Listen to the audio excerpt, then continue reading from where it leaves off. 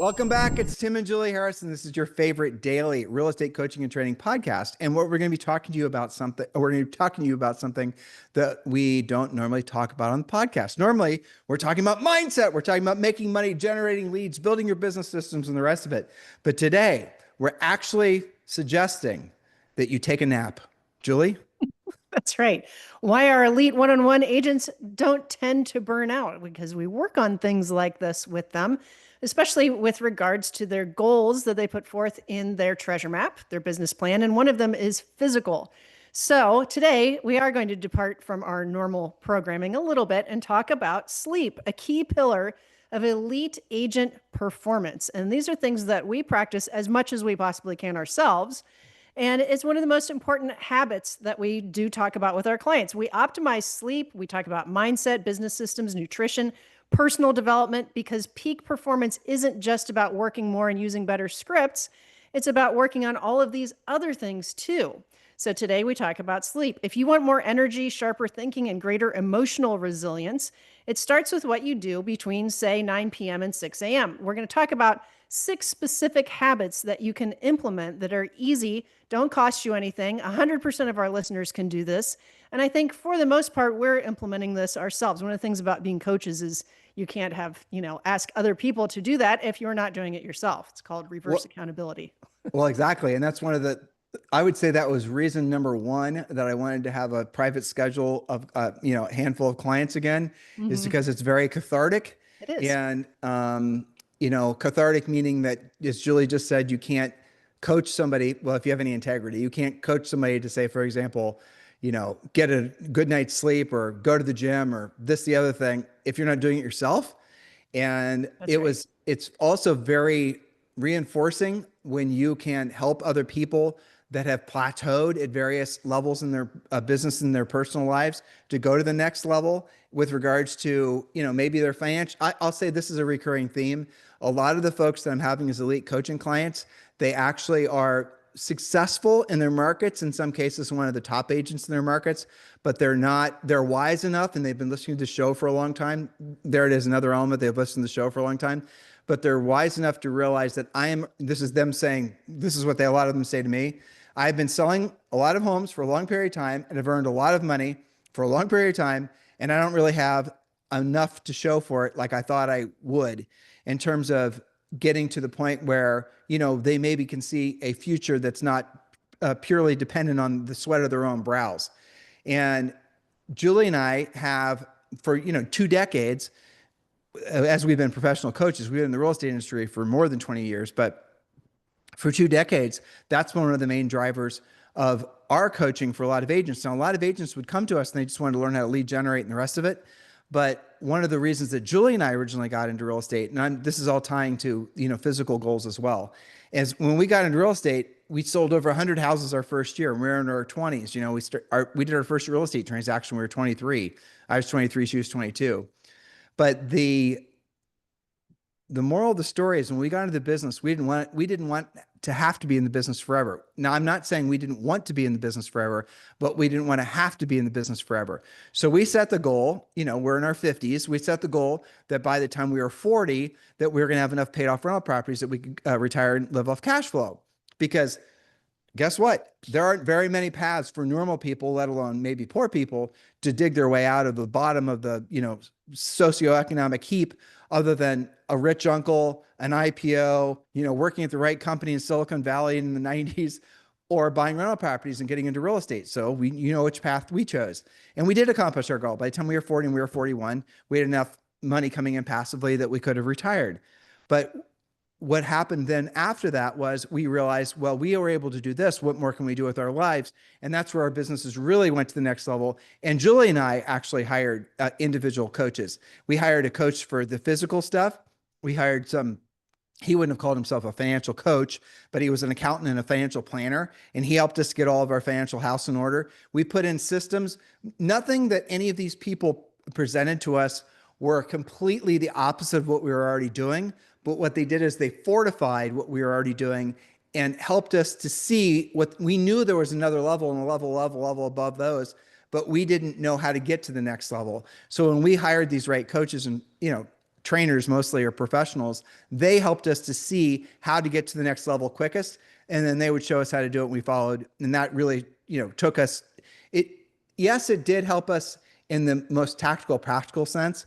But what it really helped us to realize is how much you can shortcut the sojourn to the top of the mountain if you align with the right people.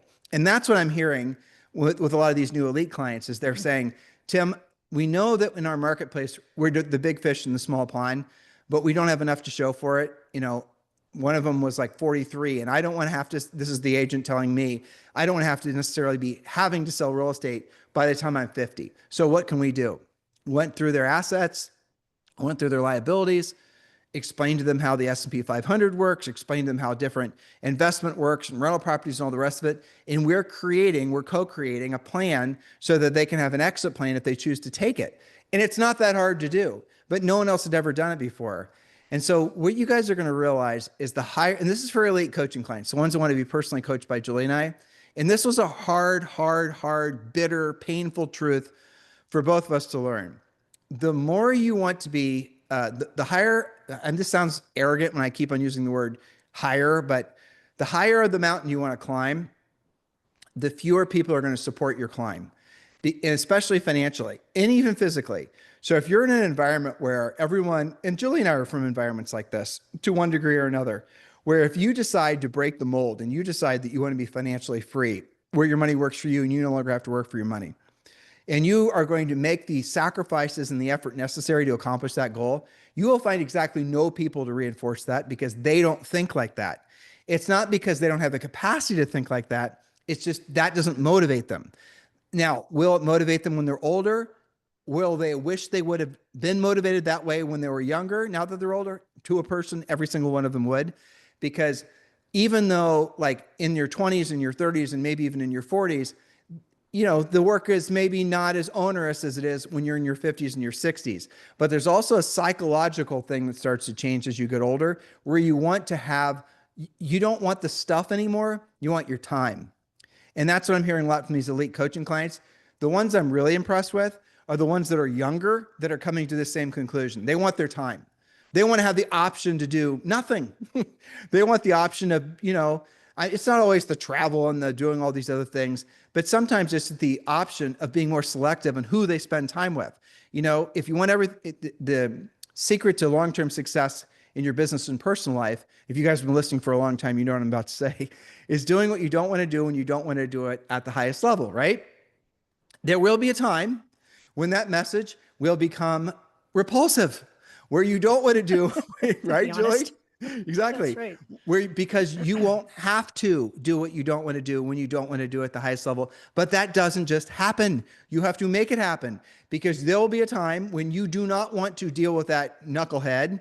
You do not want to do a particular activity. There's some things you're always going to have to do. Physically take care of yourself, always going to have to at least, manage your money, things like that, or at least oversee the money managers. But the moral of the story is as you get older, how you benchmark your feeling of accomplishment is going to be completely different than when you were younger. And a lot of the folks I'm getting as elite coaching clients, this is the commonality, one of the many I'm seeing, is they are at that point where they're saying, I want to feel that I was listening to a podcast the other day, and it was about money, not directly about money, but about, building investing, financial. I think. Yeah. Yeah, I was investing. And the guy said, this was an older guy. And I based on his references and his date span and some of the presidents he was talking about, I'm going to guess he was in the late 70s.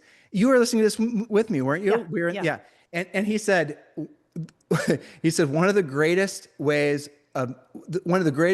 things that he did when he was rich, basically, where he was financially independent, did not keep track of when he woke up in the morning.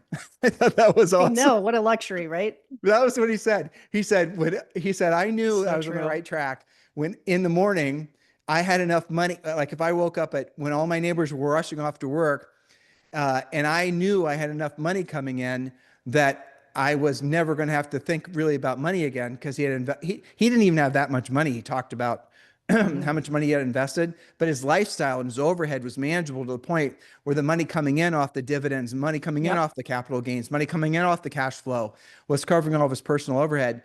And he didn't want to go out and, buy a house in Monaco or buy a boat. His way of feeling rich was not having to worry about a morning alarm clock. And I think that was really a It was great, great. He said, I'll get out of bed when I'm good and ready. yeah. And then he talked about his morning schedule. You remember what he said, Julie?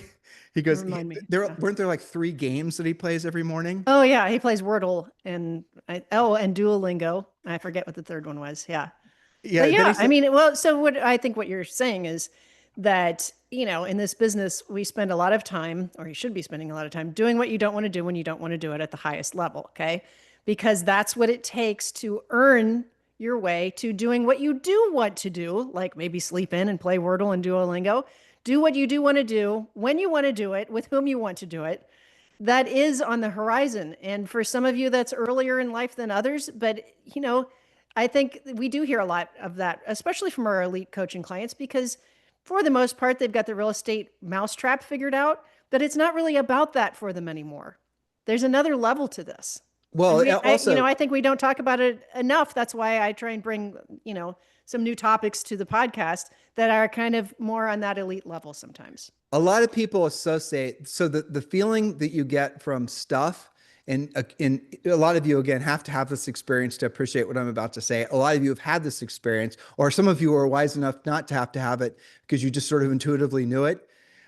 So more when you, let's say your goal is to buy a new Ferrari, and let's say you buy that new Ferrari, and how long will it take for that new Ferrari, like you, when you get it, if that was a lifelong goal of yours, and look, adjust accordingly to whatever your big goal is.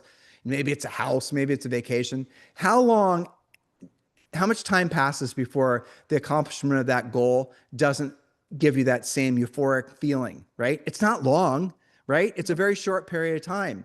So the accumulation of more stuff and having stuff become your payoff or your benchmark for your ascension will lead you to the point where the returns on that are lesser and lesser, to the point where they don't give you any benefit whatsoever, because what you're going to realize is what you really want is time, like what we're describing. Mm-hmm. And Right. I mean, that's interesting that a lot of people, I think, coming off, Julie, I think you'll agree with this housing market has been a Mm-hmm. real butt kicker for a lot of people.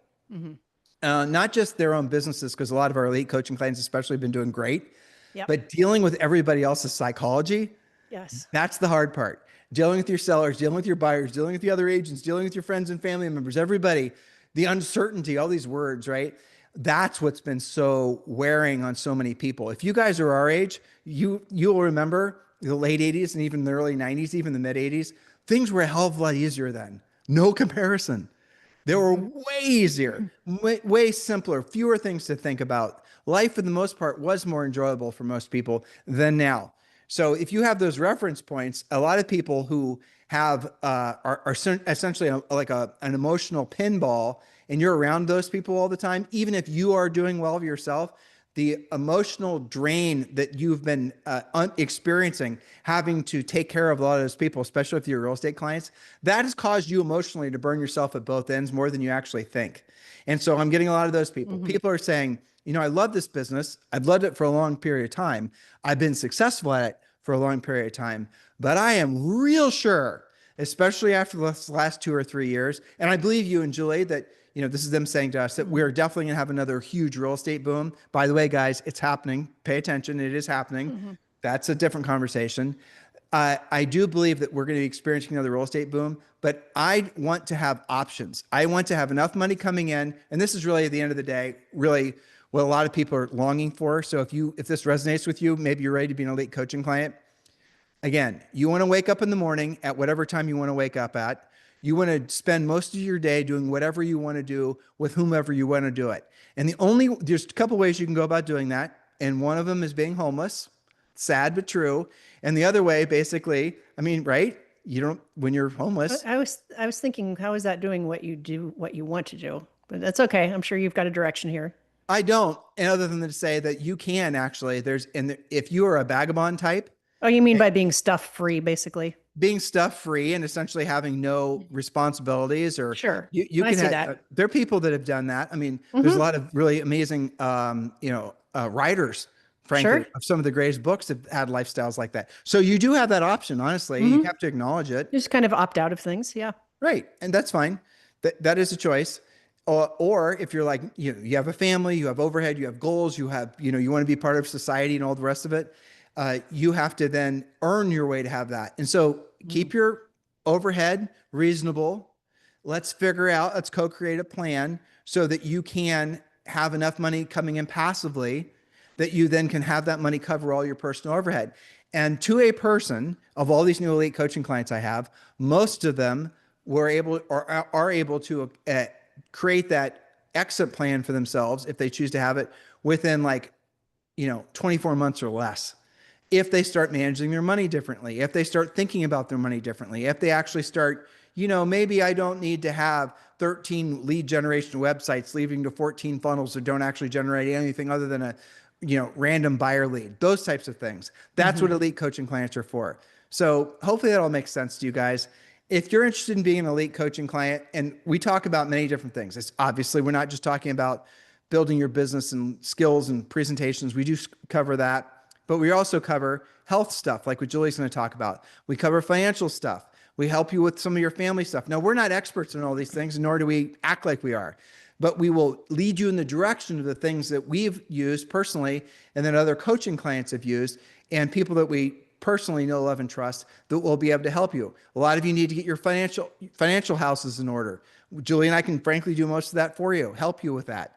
A lot of you need to get your physical health in order. We can take you so far, and then we're going to introduce you to the doctors and the different methodology that we've used and other coaching clients have used. So if that's you, if you're at the point where you've hit your glass ceiling and you're looking for an alternative future that's not just the same old. There's more out. Time now is your most precious resource and you want to make the most of it. You're probably ready for elite coaching. Text me directly at 512-758-0206. So Julie, let's talk about sleep. Yes. Well, so sleep comes under the category. Let's say you are an elite coaching client and we're talking about goals, physical goals in your life. We've talked about some of the medical things. We talked about that a couple of weeks ago, and people really liked that podcast. Under that same umbrella is sleep. So, point number one, it is a real thing that you do indeed need at least 8 hours of sleep. The point in the newsletter says get at least 7 to 9 hours every single night.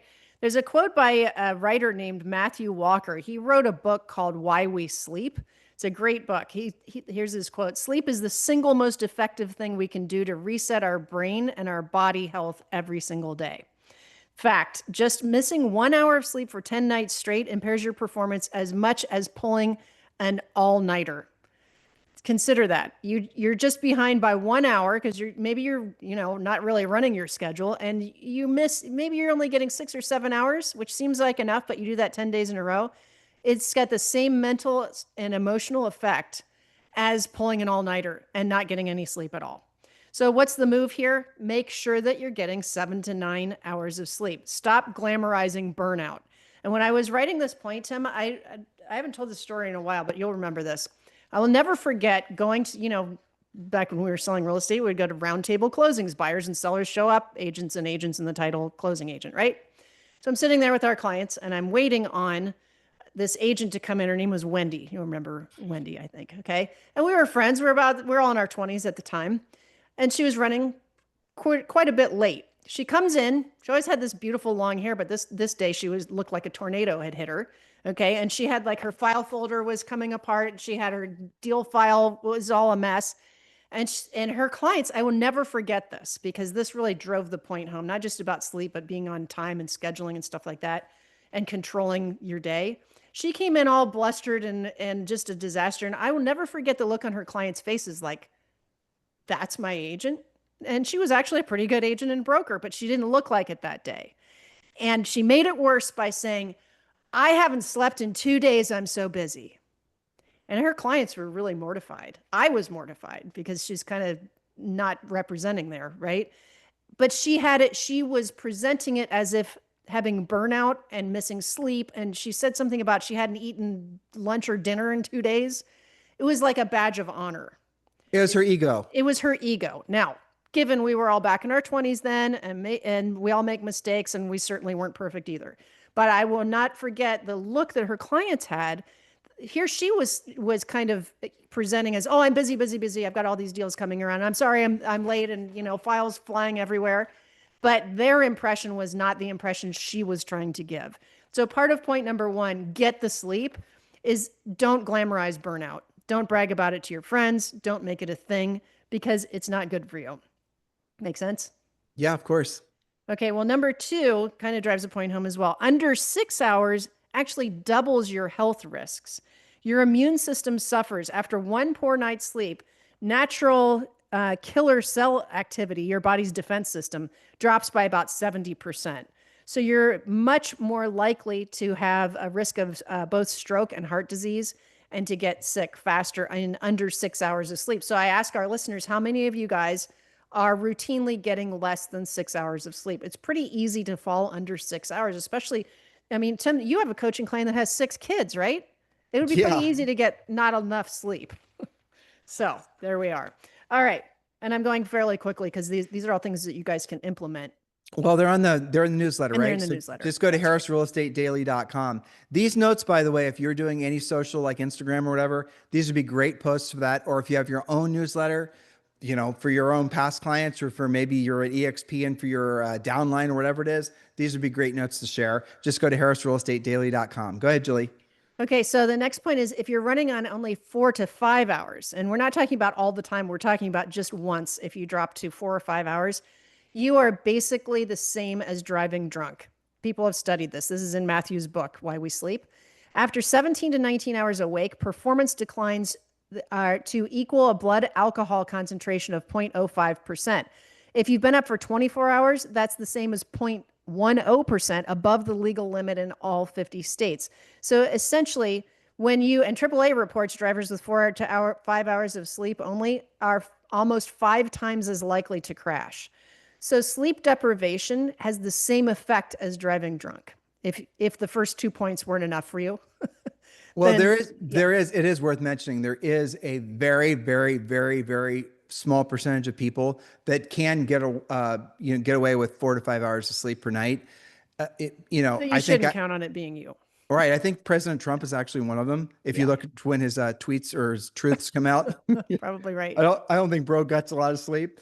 But the moral of the story is that most of us needs, it's the old joke is, I can get away with 6 hours, but I do a lot better on 8, of hours of sleep a night. And that's true for everyone. And if we won't get cosmic on you guys or weirdo on you, but nobody actually knows for sure why humans need to sleep. And they also don't know what happens to your consciousness when you sleep. Woo.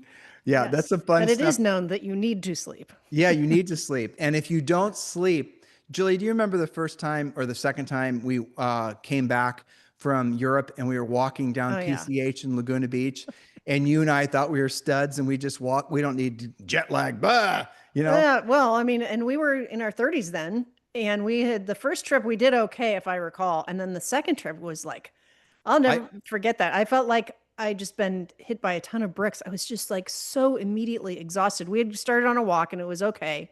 We're like, well, jet lag is for wusses, we can power through this. We're us, right? And then like, I don't know, maybe a half mile into the walk, it was like, are you tired? I'm really tired. I shut down. I shut down. I stumbled because my brain started to actually shut down because it needed sleep.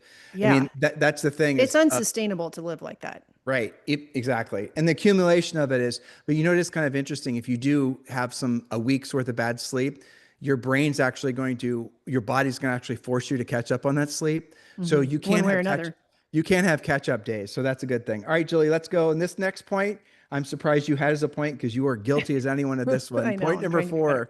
Okay. A tech-free bedroom equals better sleep.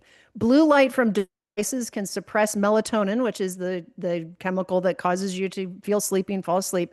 It can suppress melatonin by up to 50%, making it harder to both fall asleep and to stay asleep. Now, that includes, and I was just hearing another podcast about this, they've done studies that show just the fact that your phone is on near you and you know that you could get notifications is bad enough, even if you don't look at them. They're doing a lot of sleep study, and they said just the fact that you know that there could be something going on causes you not to sleep as deeply.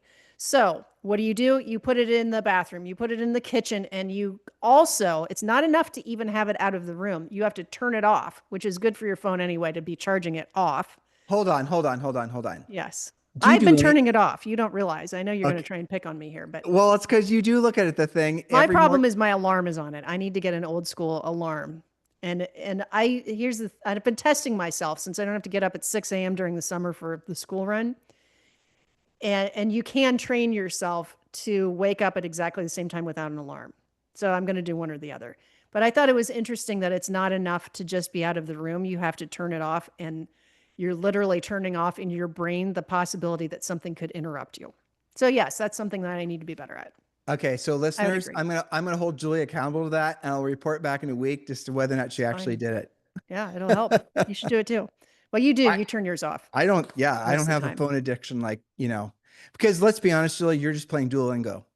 Well, sometimes I am doing an 11th hour Duolingo, and I'll make a confession, by the way, who's probably listening. Chris Leon, who's one of my streak buddies on Duolingo, I can't let him get ahead by a day. Okay, So well, now I'm going to tell there's Chris that. Leon and everybody else who's playing against you in your Spanish Duolingo I that know. our nearly bilingual daughter has actually been playing on behalf of Julie and got Julie in Only first. now and then. But yes. Yeah, so Julie, when you think it's Julie playing, it's actually Zoe, who's learned Spanish since day one in Puerto Yeah. Rico, She and helps. She saves my butt now and then. And by the way, she's doing Japanese Duolingo. So yeah. uh-oh. Scary stuff. Okay, point number 5. This might be our final point. I don't know. It's coming along. Point number 5, master the power nap. There's no shame in grabbing a nap. In fact, the Japanese, you guys have probably seen pictures of this. In Japan, there's something called, I'm going to say this wrong, Zoe, you'd have to correct me. Inamuri, something like that, the act of napping during the workday. It's seen as a badge of honor. It signals dedication, not laziness. Some companies even provide under-desk nap beds and nap rooms for employees. This is a real thing. So if you beat yourself up or you feel like, that's a weird thing, just think of the Japanese. They like that. Companies, actually have little nappy beds under your desk.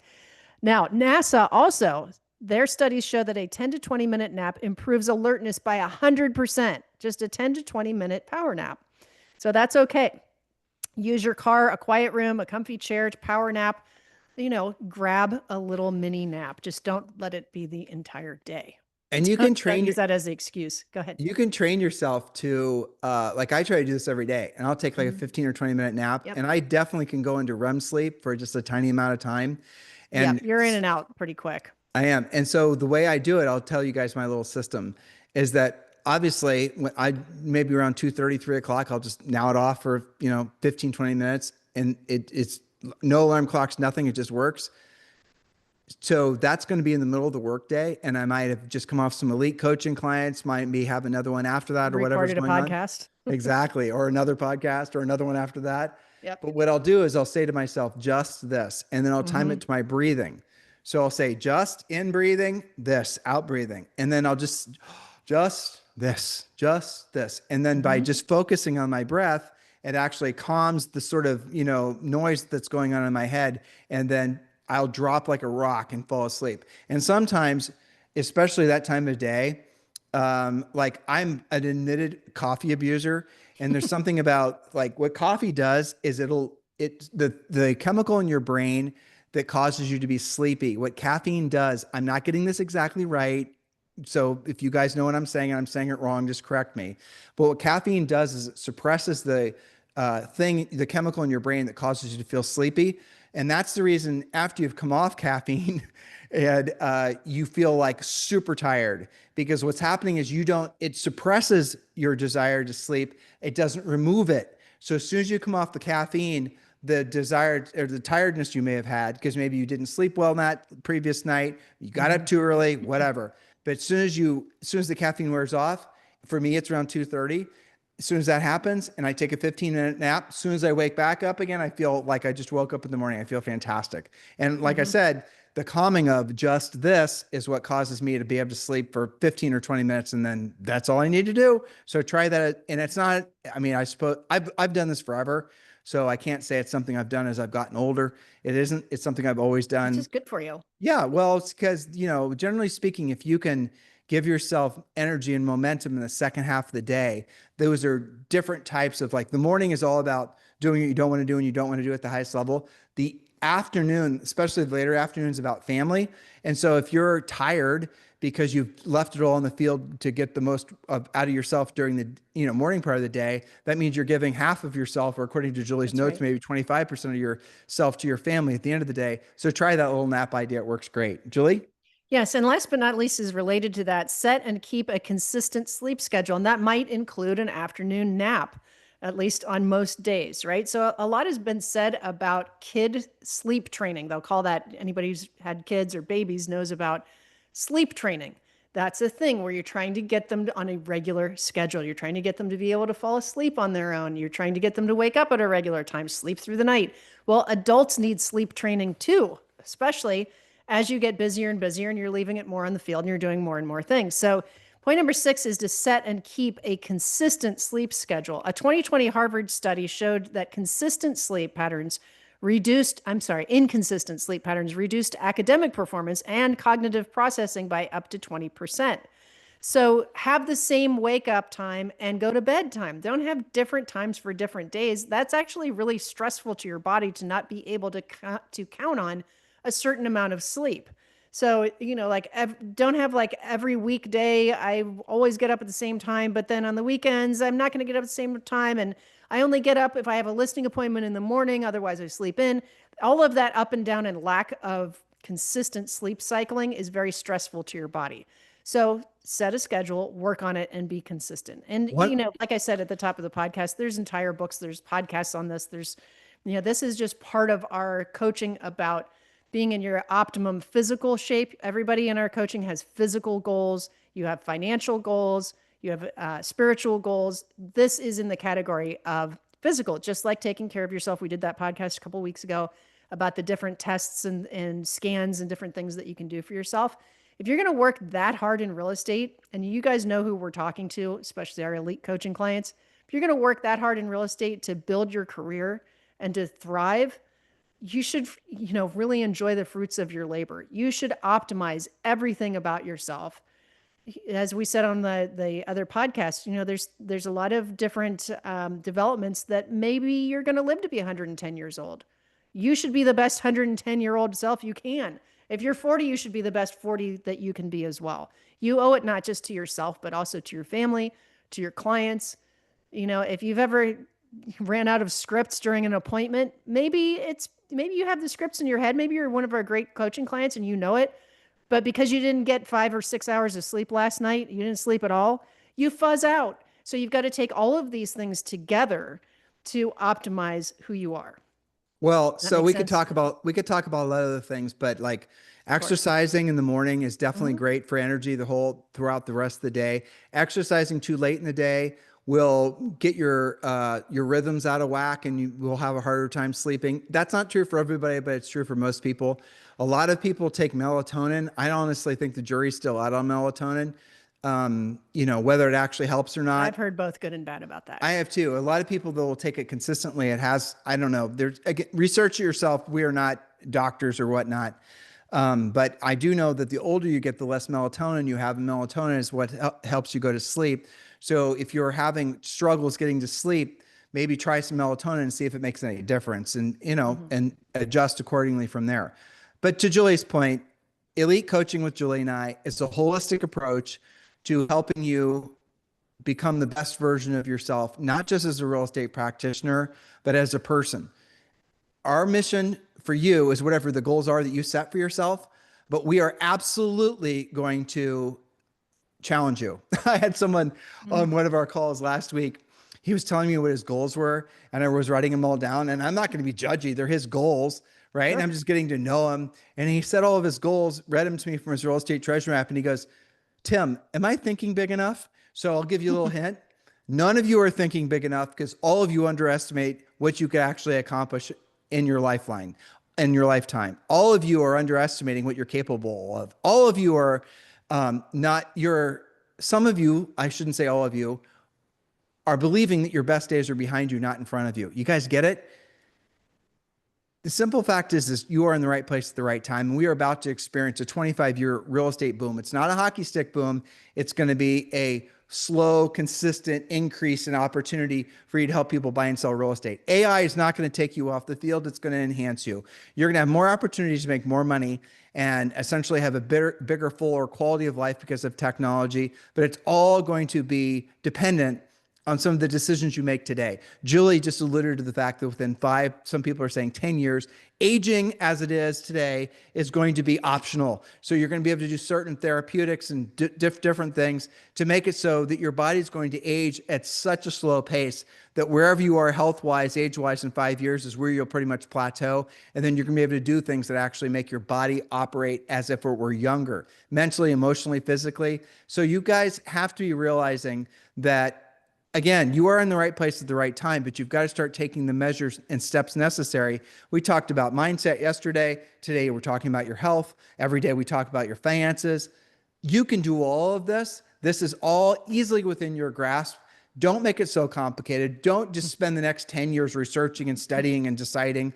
Just make a decision. Ready to get started on it. Exactly. That's just procrastination. A lot of you who are coming elite coaching clients of Julie and I, is one of the other things I hear is, I have been listening to you and Julie for years, to which I will say to you, when you say that to me, I'll say that, well, why didn't you hire us before? And the really introspective ones will say, because I knew you would tell me to do what I didn't want to do and I didn't want to do at the highest level. And I had to fully exercise the idea that there was an easy button. No one says it just like that, but that's the essence of what they say. So if that's you, why don't you just skip the learning curve and why don't you just get on the path that you know you're supposed to be on? If you're ready to be considered as an elite coaching client, text me directly, 512-758-0206, so then we can have a honest person-to-person, one-on-one coaching call. And we'll decide whether Julie and I are the best coach for you and whether you're a good client for us. And if not, we'll refer you to one of our fantastic Harris certified coaches. In the meantime, have a fantastic day. We'll talk with you on the show tomorrow.